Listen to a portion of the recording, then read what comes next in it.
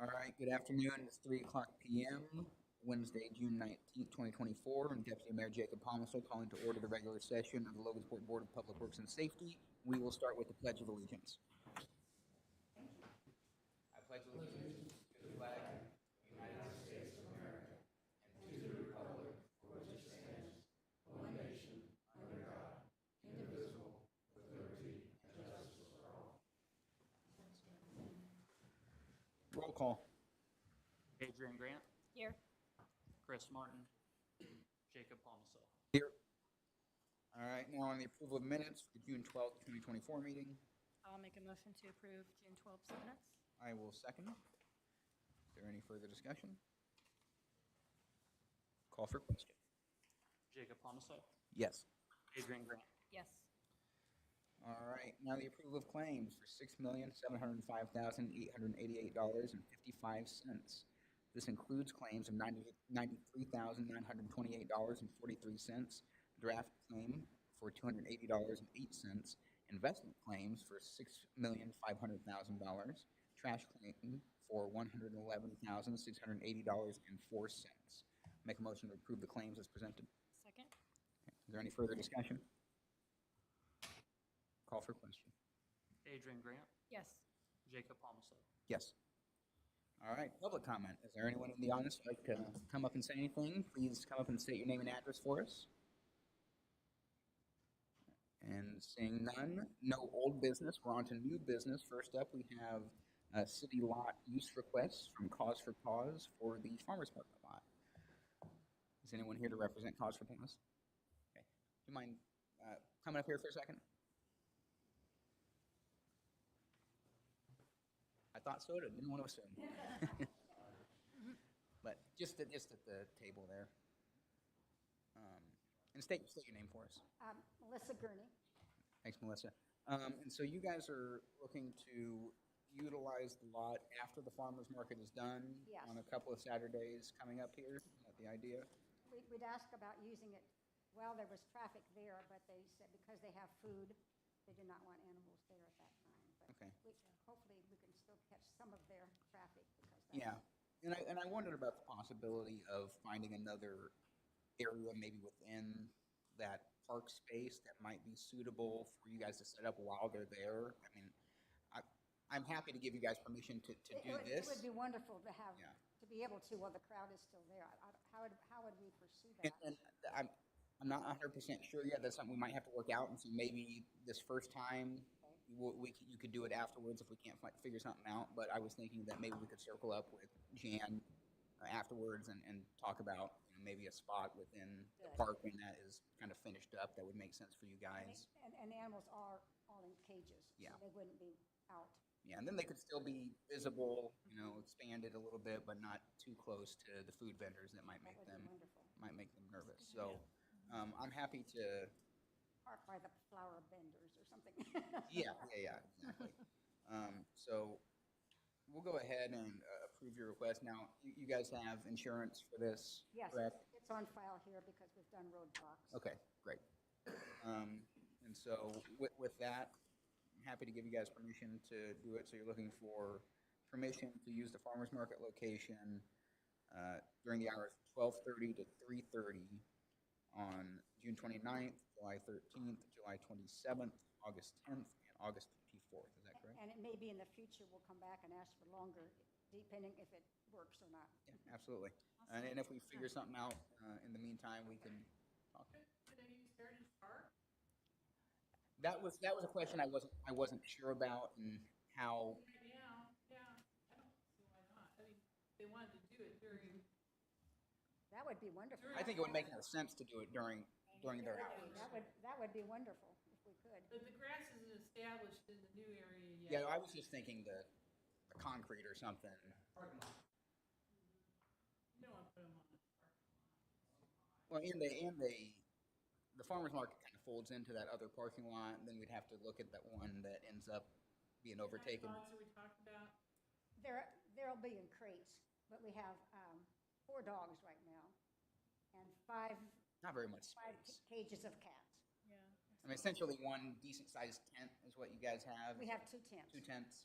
2 small tents, probably. So would you, Where's the back alley area?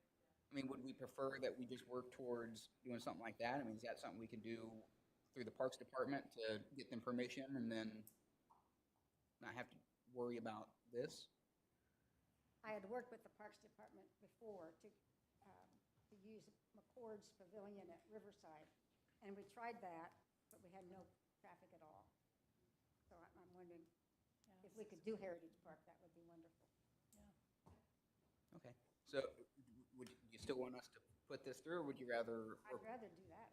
Okay, so why don't we table this until our next meeting? So that'll be 2 weeks from today would be our next meeting. And so if we find out that we weren't able to do it or it'd be too intrusive, then we can go ahead and do this. But I think that makes more sense. And do I just? They have, yeah, and as long as they're staying out of the farmer's market proper, I don't see any reason why that should be an issue. I wouldn't think so either. Yeah. So do I need to come out to the Parks Department and fill out forms for that? Wonderful. So just get with her after this. I will make a motion to table this until the next meeting to reconsider, and Thank you. let me know if you have any trouble. Thank you. Thanks. Good luck. All right. So we have a second on the motion to table. So I will call for question. Jacob Palmaso, Yes. Adrian Grant. Yes. All right. Thank you very much. Now we're on to contracts and agreements. First up, we have Jan, Paving Professional Services Agreement. This is actually an addendum to the contract we already have with Central Paving to do the court at Bishop Park. They've already paved it. This is for adding foosball. Futsal. Futsal. Yeah, great. I get that. Futsal lines put into it, and so. Great idea. You know, it's a start. Absolutely. So, No, I and think it would be a great It's one of the things that futsal people really would like to see us do more of, so it's a start. We'll see how that goes, so. But there's plenty of parking, and if they want to go play on the grass instead after a while, they can do that. There'll be plenty of grass, and so. I see a lot of people playing soccer out there in the grass a lot, Yeah. and so I think just another amenity for the area just by doing a little extra striping. Yep, I know. I like it. All right, I'll make a motion to approve the addendum to the Central Paving contract. Second? Okay. Is there any further discussion? Call for question. Jacob Palmaso, Yes. Adrian Grant. Yes. Thank you. Thanks, Jan. Thanks, Jan. All right, next up, we have Aaron. We have 2 change orders from Shepler Construction. Afternoon. This is for the signal bridge and the signal bridge lighting. So we were able to get that under contract to make sure that that's all taken care of during the urban park project. Wonderful. Okay, so we have change order number 12 for $998 and change order number 13 for $5,886. Does that seem right? Yes. All right, well, I will make a motion to approve change order number 12 and change order number 13 for Shepler Construction. Second? Okay. Is there any further discussion? Call for question. Jacob Palmaso, Yes. Adrian Grant. Yes. All right, and Aaron, you're still up. We have the planning department. First up is a Lexington Road dedication. So we have dedicated the right-of-way of Lexington Road, but now that they're finished and we have the maintenance agreement bond, we can now accept them into our maintenance. So that's what we're looking to do today. Wonderful. And that would be for Mike Anderson Lane, Corporal Sanchez Way, and North and South Bingo Drive. Okay.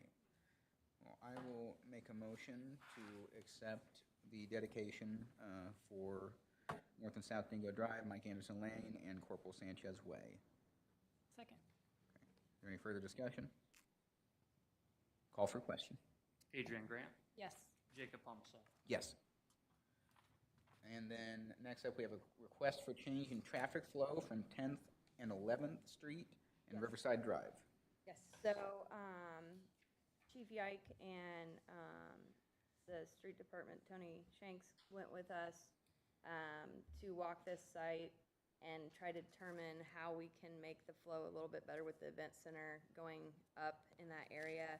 And so our thought process was on 10th and 11th Street, if we can push all the traffic from the event center parking, heading west, instead of going around the park and out to 15th and 14th, which are very busy and hard visibility-wise, it would make more sense. And then when they got to 10th and 11th Street, if we would have a right turn only and back up the parking a little bit more on the east side of those intersections, on the northeast side, to provide a little more visual when people are turning right.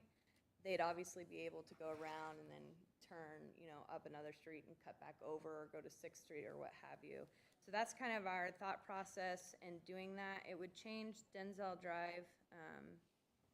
Is that Denzel or is that Riverside? Okay, thank you. It's always wrong in the system and I always forget.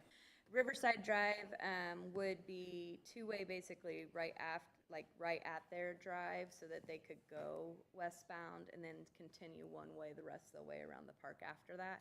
And then Race Street, although we're not here today to ask for that, we are looking into designing that with the State Highway Department to try to better that intersection of 6th and Race. But today it's just the 10th and 11th Street, making those right turn onlys with backing up on the northeast of those intersections, and then the right turn only out of the event space parking lot. Okay. So do we have the distance that we're pushing things back on 10th and 11th and High? So the requirement currently is 30 feet, and so we were looking to go 60. 60 feet, okay.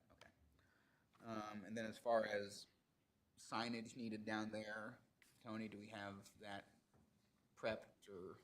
Well, when we can do this, I think we've already got the right to know signs made up. Okay. Okay, great. All right. Anything else needs to be added on this? All right. Well, I will make a motion to accept the changes in traffic flow for 10th and 11th and Riverside Drive there at the entrance and exit to the event center off of Riverside Drive. Second. Okay, is there any further discussion? Call for question. Adrian Grant, Yes. Jacob Palmso. Yes. Thanks, Aaron. All right, next up we have Mount Hope Cemetery, monthly report for May. Afternoon, Bob. How was May? Busy. Did a good job, though, I believe.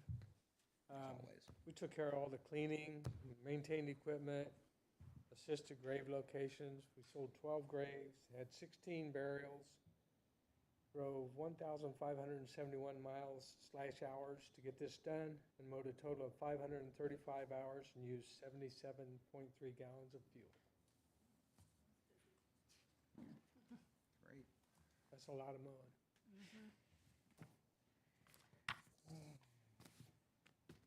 Oh, and that's a nice email that you put in the packet too. I think that I thought I'd just throw that in there just to let you know people do notice. exactly how important it is. That's awesome. Well, great work as always. Okay, thank you. So I'll go ahead and make a motion to accept the monthly report for Mount Hope Cemetery. Second. Okay. Any further discussion? Call for question. Jacob Palmso. Yes. Adrian Grant, Yes. Thanks, you. Bob. All right, next up we have the fire department, monthly report for May. Chief? Good afternoon. Afternoon. So for the month of May, we answered a total of 172 alarms. We had 2 structure fires, 16 false alarms, a vehicle fire, 3 trash fires, 117 first responder calls, 1 extrication, 1 other rescue, 14 service calls, 3 power line calls, 1 smoke and odor call, and then 13 vehicle accidents. We had 0 transports with the ambulance, and our fire inspector performed 7 new inspections, 24 re-inspections, and 8 annual inspections. The first fire was on May 2nd at 1900 hours to 1806 Stevens Street. Came in as a structure fire with someone inside. Firefighters arrived on scene. The resident had already exited, and LPD officers had broke a window out and extinguished the fire on a table with a fire extinguisher. We got on scene, we searched the residence, made sure that the fire hadn't spread throughout, and it hadn't.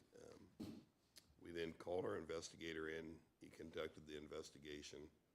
The fire had started on a table inside the bay window that basically it was a candle burning.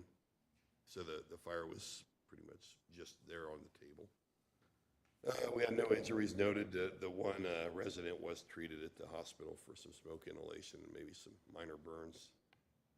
And then the second fire we had was on May 12th at 14:55 hours to 112 Yorktown Road. Came in with an explosion within the residence. Rescue 6 reported en route they had smoke showing and asked for a all-call. Arrived on scene, there was flames showing, and then there was heavy damage to the structure. The fire was extinguished. There was 2 residents being treated by EMS with severe burns, and 2 other residents that were inside the house were uninjured. We did call in the State Fire Marshal's office for that investigation, along with Detective Dillon from LPD and our investigator, Utilities Gas Company, and Building Commissioner Wally's there too. The State Fire Marshal's office is the lead investigator on the call, and it's still under investigation. But there's that, and then I've also attached my mileage report for the month of May. Awesome. Thanks, Chief. All right, I will go ahead and make a motion to accept the monthly report for the fire department. Second? Any further discussion? Call for question. Adrian Grant, Yes. Jacob Palmaso, Yes. Thanks, great job. Thank you. All right, next up, police department. We have request for surplus items. Afternoon, Chief. There's a few more items of surplus for the city auction here in a couple weeks. Looks like 10 different items, few power tools, hand tools, Craftsman hand tools, about 10 more items. All right.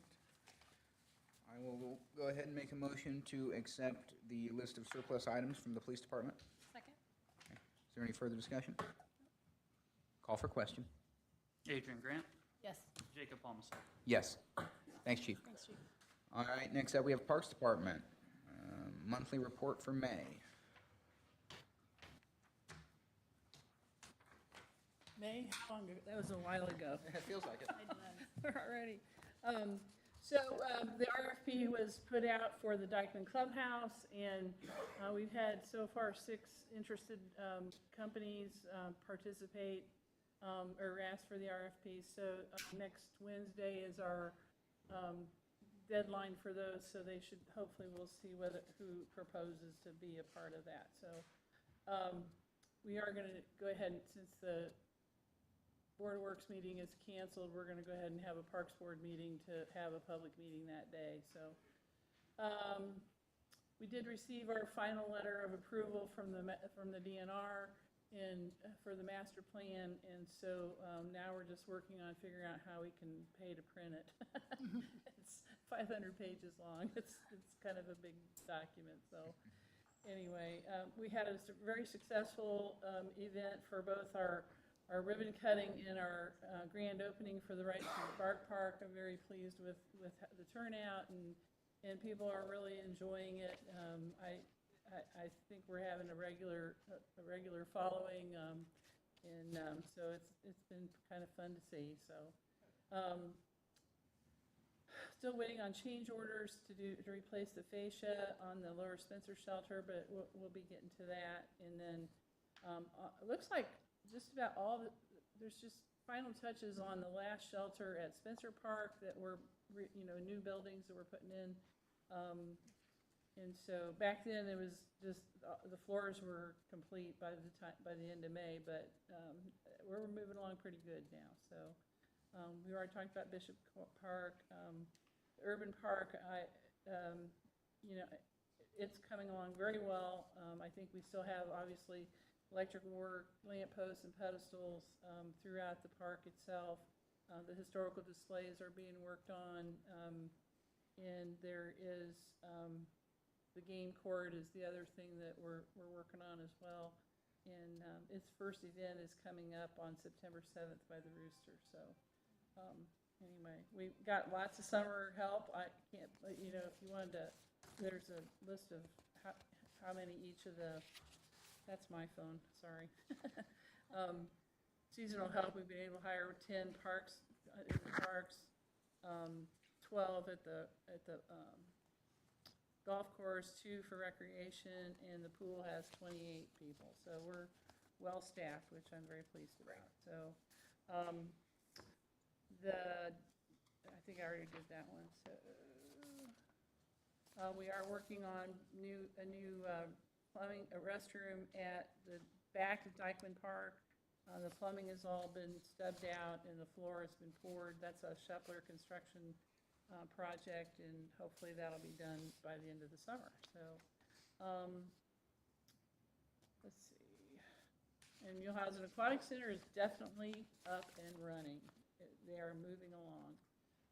We've also been, had a generous person has donated some money for us to offer some free days to the kids around town, families, and so we're excited about that.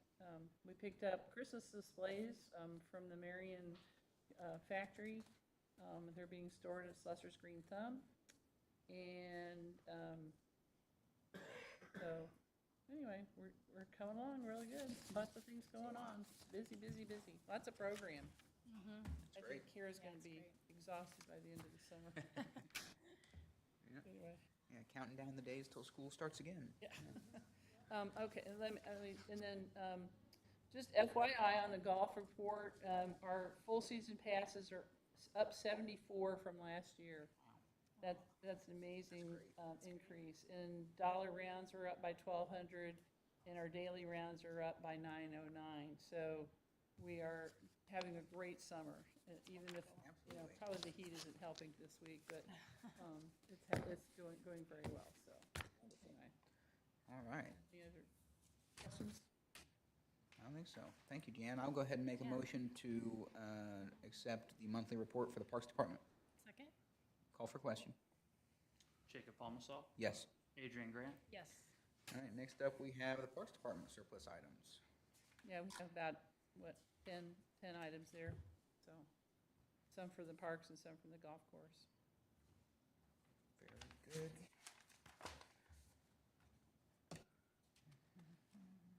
All right, I will make a motion to accept the list of surplus items from the Parks Department and the golf course. Second? Any further discussion? Call for question. Adrian Grant, Yes. Jacob Palmasol. Yes. Thanks, Jan. Thanks, Jen. All right, Tony. Afternoon. So first up, we have your surplus items for the street department. Right, a pickup, normally we traded in, but they didn't give us a very good offer on a trade-in. Terry was pretty convinced we could get more in an auction, so All right. we'll just do it that way. And the scissor lift was replaced last year, and we'll get rid of that. Great. All right. I will make a motion to accept the surplus item list for the street department. Second? Any further discussion? Call for question. Jacob Palmasol, Yes. Adrian Grant, Yes. All right, next up, we have application for curb street cut. First up, we have NIPSCO at 1131 East Broadway. All right, for a minor gas leak, it'll be a street cut, and it'll also be a cut in the right of way. All right. Make a motion to accept curb street cut request for NIPSCO at 1131 East Broadway. Second? Call for question. Adrian Grant, Yes. Jacob Palmasol. Yes. And then we have application for curb street cut for Precision Utilities Group at 868 Walnut Ridge. Right, yeah, this is to provide a service drop for Frontier, and it'll be in the right of way, and it'll be boring under, so no problem there. All right, make a motion to approve the curb street cut request for Precision Utilities Group. Second? Call for question. Adrian Grant, Yes. Jacob Palmso, Yes. And then we And, have, I the gave you another paper for street closure. This is the street closure between 9th and 10th on Race that they promised would be done before the squeal on the heel. Not done yet. Yeah. I called them Monday because Monday was their last day on their original street closure, and let them know that Tuesday morning I'd be pulling the barricades, and they came back down and filled out another one, so. well, what do you know? All right, well, I will go ahead and make a motion to add the city street closure request for the Logansport Utilities project on Race Street to the agenda. Second? All right, call for question. Adrian Grant, Yes. Jacob Palmso, Yes. All right, so now I will make a motion to accept the city street closure request from Logansport Utilities from June 17th until July 15th on Race Street from 9th to 10th. Second? Any further discussion? Call for question. Jacob Palmso, Yes. Adrian Grant. Yes. Thanks, Tony. Thank you. All right, next up, we have code enforcement, weekly report. Afternoon, Randy. Make this quick. All right, last week I sent out 17 new trash letters. We had 18 that were cleared. I've got 49 properties that are pending. Sent out 4 citations for trash. Had 14 trash container warnings. Did 4 notices to appear. Those 4 properties are listed there on the ones that we sent the fines out to. We had 8 cars that got tagged. I had 10 that were cleared from the week before. Did 19 more first notices for grass. We had 9 that were cleared. We had 12 that would send over to the street department. We had 5 seconds last week. We had 10 that were cleared from the week before. We had 14 of those we had to send over. All right. That's it for today, huh? Yep. All right. I'll go ahead and make a motion to accept the weekly report for code enforcement. Second? Any further discussion? Call for question. Adrian Grant, Jacob Palmso, Yes. Thanks, Randy. All right, next up, we have some electrical licenses. Looks like they had everything that they needed.